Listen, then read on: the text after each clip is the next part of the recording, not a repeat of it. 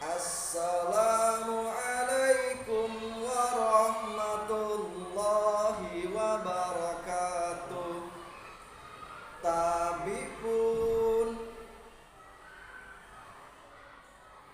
bagaimana kabarnya anandaku semua yang soleh dan soleha, khususnya kelas 7. Bertemu kembali kita dalam pembelajaran di STPIT Tunas Insan Cendekia. Be smart and friendly. Anandaku yang soleh dan soleha, pada pembelajaran pagi hari ini kita akan belajar atau mempelajari mengenai teks deskripsi, yaitu memahami dan menyimpulkan teks deskripsi. Tapi sebelum melakukan pembelajaran seperti biasa, walaupun kita dalam keadaan daring, kita tetap semangat dalam belajar dan beribadah, yaitu melaksanakan majelis pagi yang biasa rutin kita laksanakan setiap pagi, yaitu sholat duha dan membaca Al-Maqsur. Mari kita lihat video berikut ini.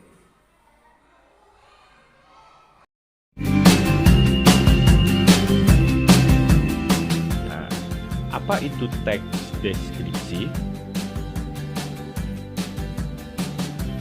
Teks deskripsi adalah sebuah teks yang menggambarkan secara jelas sebuah objek, tempat, atau peristiwa yang sedang menjadi topik kepada pembaca, sehingga pembaca seolah-olah merasakan langsung apa yang sedang diungkapkan dalam teks tersebut.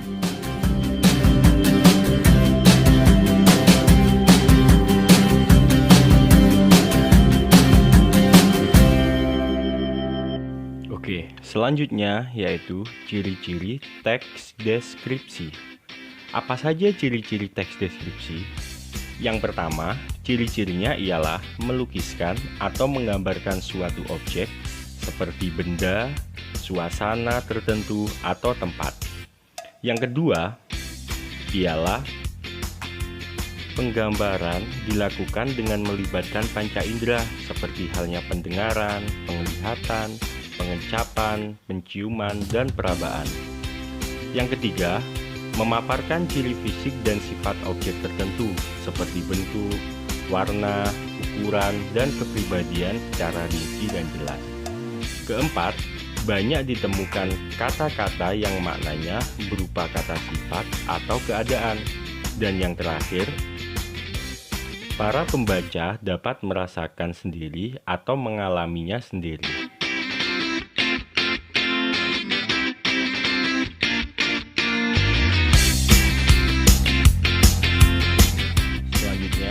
Kita masuk ke struktur teks deskripsi.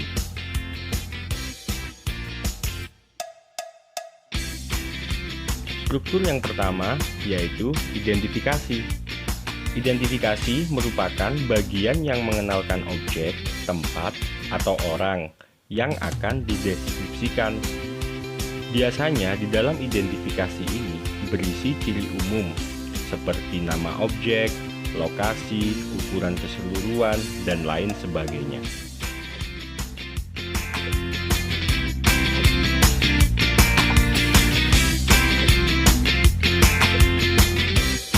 Struktur kedua, ada deskripsi bagian. Deskripsi bagian biasanya memuat gambaran rinci dari objek yang digambarkan. Nah, di sini penggambaran ciri-ciri tersebut memecah bagian-bagian objek secara rinci.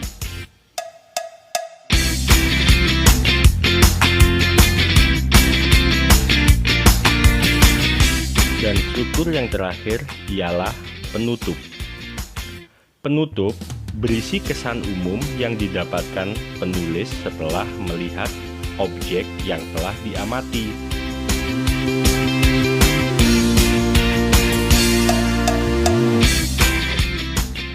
Nah, lebih jelasnya, marilah kita sama-sama mencermati struktur teks deskripsi, atau marilah kita sama-sama menelaah teks deskripsi. Nah, di sini saya memberi contoh teks deskripsi dengan judul tongkonan. Coba kita amati bersama-sama di situ. Paragraf pertama ini termasuk dalam struktur teks deskripsi identifikasi. Kenapa? Karena di situ membahas nama objek. Objek apa yang dibahas? Yaitu tongkonan, yang merupakan rumah adat masyarakat Toraja. Di mana lokasinya? Lokasinya ada di pegunungan yang berbatasan dengan Kabupaten Enrengkang, Sulawesi Selatan. Dalam paragraf itu pula dijelaskan tentang gambaran umum objek. Seperti rumah adat ini merupakan salah satu ikon suku Toraja selain upacara pemakamannya.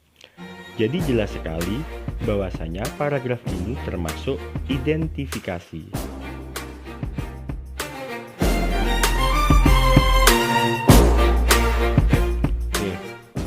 Ini merupakan paragraf kedua dari teks yang berjudul sama, yaitu tongkonan.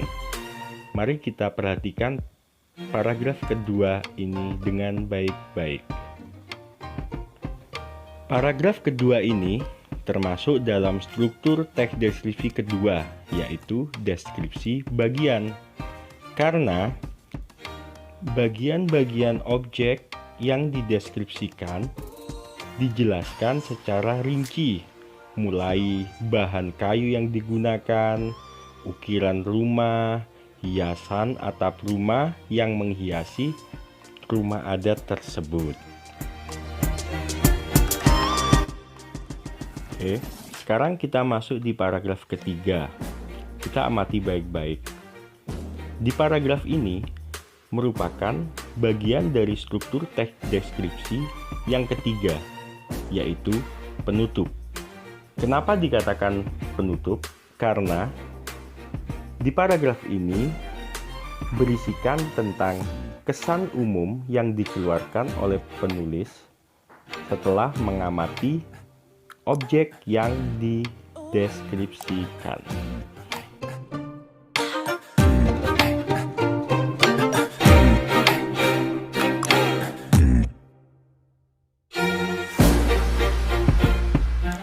Selanjutnya, saya akan menjelaskan tentang ciri-ciri kebahasaan dalam teks deskripsi.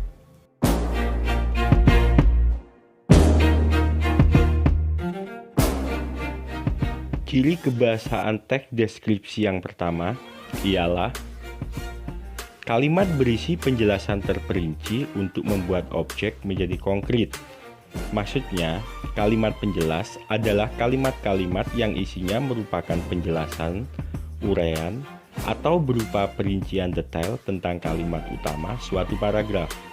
Di sini saya memberikan contoh kalimat, ibuku orang yang sangat baik. Kalimat tersebut bisa saya rinci untuk menjelaskan, seperti dia berusaha menolong semua orang, dia ramah dan tutur katanya lembut kepada siapa saja.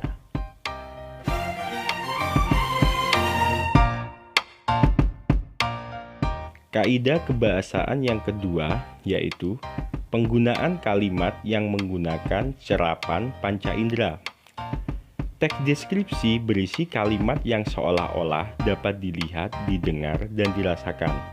Di sini saya memberikan dua contoh, yaitu mendengar dan melihat.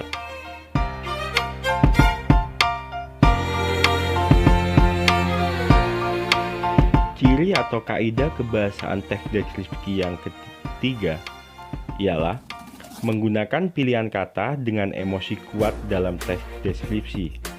Maksudnya, kata emosi adalah kata-kata yang digunakan untuk menggambarkan dan mengekspresikan perasaan yang dialami seseorang. Teks deskripsi menggunakan kata-kata dengan emosi kuat.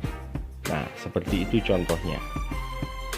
Ada kata terpesona, mempesona, elok, cerai-berai, tabah. Kata-kata tersebut merupakan kata-kata dengan emosi kuat.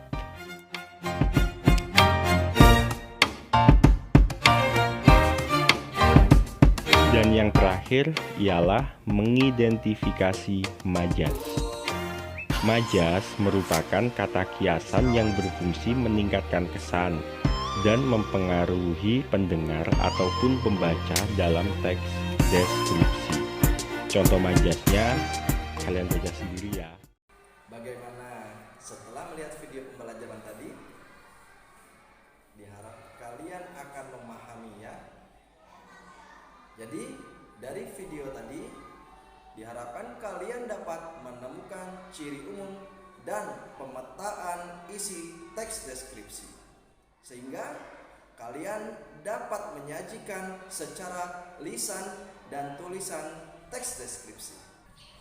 Baik, kesimpulan pada materi pembelajaran hari ini mengenai teks deskripsi ialah teks deskripsi adalah teks yang menggambarkan suatu objek dengan detail dan sistematis sesuai dengan keadaan yang sebenarnya.